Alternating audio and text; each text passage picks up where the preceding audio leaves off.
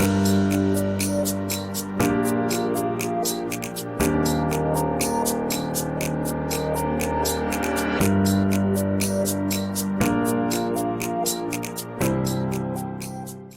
we're standing in the current middle school auditorium, nearly 100 years old at this point, and we're featuring on this back wall the 4 Gerald Mass murals, part of the Public Works Administration back in the 1930s in the Great Depression. So the first one represents agriculture, the second one leisure and recreation, the third one science and education, and the fourth mural the emerging gas and oil industry of the era.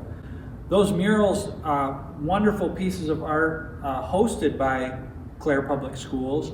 We do not own the art. It's part of the National Arts Foundation's library of projects.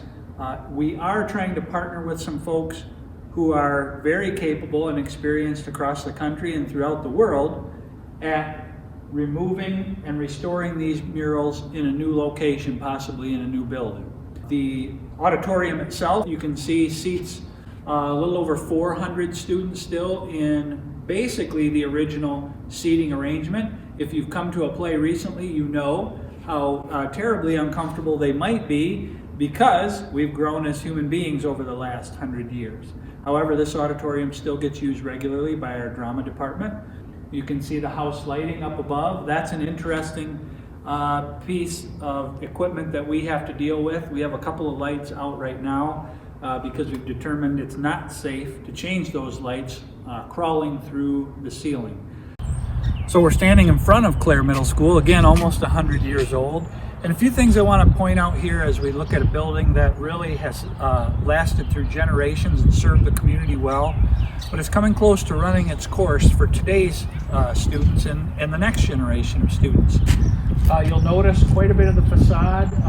The brick and mortar is beginning to deteriorate. It's been repaired in the past, but again, part of the building that seems to be running its course. One of the features we will try and save from this building, were we not to keep it as part of a bond issue, are the limestone features up above, the Clare Public School and the 2 outer stones, and incorporate them into a new building, or at least into the campus as far as we were able to do so.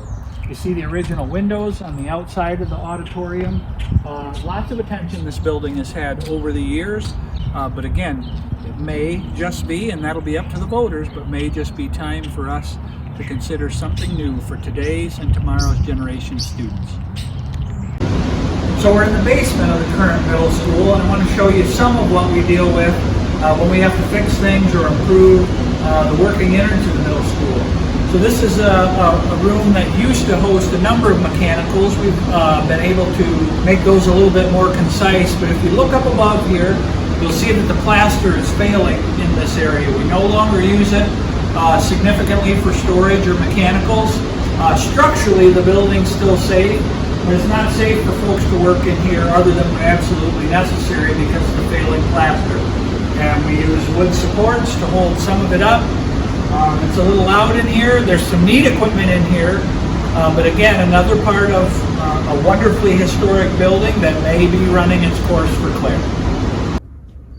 So we're in one of the coolest parts of the basement of the middle school now, the rifle range. Believe it or not, Clare Middle School holds a rifle range, no longer in use, but you can see some of the old targets here. You can see the old pulley system for moving targets back and forth. We're actually underneath the auditorium as well. A very neat thing about our school's history. No longer in use since the late 60s, as I understand it, but an excellent piece of history that you don't see often in public schools in Michigan. Well, so now we're in part of the basement of Clare Middle School that used to be the shop, as I understand it, and as stories have been told, but long before my era as a student here 40 years ago. It currently serves as a working room for the custodian and maintenance staff. At one time during the Cold War era, it served as a bomb shelter. You'll even see some of the old cots here. As you get to look around the basement, you'll notice some areas of the walls that have deteriorated and have holes. Those don't represent structural deficits, but they do represent problem areas for the building as a whole. All right, we're standing in the shop area of the middle school, and it is still a great learning space. However, it does have some issues for us in terms of we have now 2 industrial arts teachers.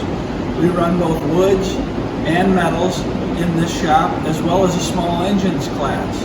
Ideally, you wouldn't have woods and metals together in the same space. And additionally, you can see as we traveled or looked throughout the shop, we've added 2 CNC machines this year. And we have other ideas for the future, so we're running low on ideal space as well. So that's just a challenge we have here in Clare and something to think about as we consider building a new school.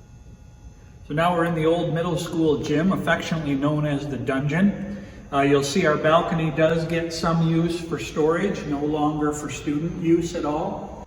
The dungeon itself has been refitted a couple of different times and now has a rubberized floor. And there used to be a number of windows to the outside, but I think in the mid-80s that was reduced down to just a couple now. We still use this for a few gym classes and mainly community use as far as athletic teams, but occasionally we'll have teams down here or students down here in bad weather as well. So right now we're in a 6th grade classroom, not all that different from when I went to school here 40 years ago. A couple of things we'd like you to notice about the classroom are the overall size here. Kids we know have grown by 30 to 40% in the last 100 years, and that affects learning spaces, number one. Number two, you'll notice a lot of the improvements, electrical improvements that are a part of this building have to come on the outside of walls, and that really impacts our ability to get folks who want to work on this building, whether for fire alarm systems, intercom systems, or anything electric. Most folks don't want to work on buildings of this age anymore on the outside of the walls. So an area that we could improve looking forward as well as we've moved into the age of technology.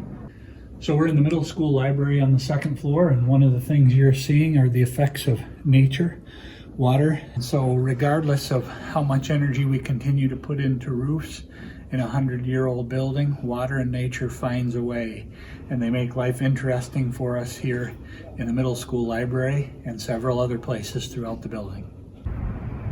So we're in the back side of the middle school now, and what you notice is this facade that was put over top of the brick about 40 years ago in the mid-1980s, done to seal up some issues that we were dealing with at the time. This area has been treated several times since to try and help alleviate the amount of water that gets in between the bricks and the mortar. You also see a reduced number of windows from when the building was originally built in the 1920s, and all of that is part of dealing with older buildings in Michigan. Well, and as some wise people I grew up with have told me, all things have a beginning and an end. And a part of what school boards and superintendents do is envision a future for a district and community, not just a few days or a few months down the road, but years ahead. Why do facilities matter? Well, they tell our young people in part what we believe is possible for their future. Facilities are visible signs of our investment and belief in their futures. The history and tradition of Clare Middle School is admirable, and it's served this community very well. But as with all man-made things, time and Mother Nature have their way and play their hands. This community has endeavored to squeeze every ounce of possibility from the building that we currently have, and we've done so very well over the years. But now is the time to look forward, to prepare spaces for today's and tomorrow's generation of pioneers. History and tradition, of course, have great value, but so also does progress and learning environments that will engage future generations of pioneers, telling them how much we believe in their prospects. So thanks very much for taking this tour, and thanks for considering the future of Clare Public Schools.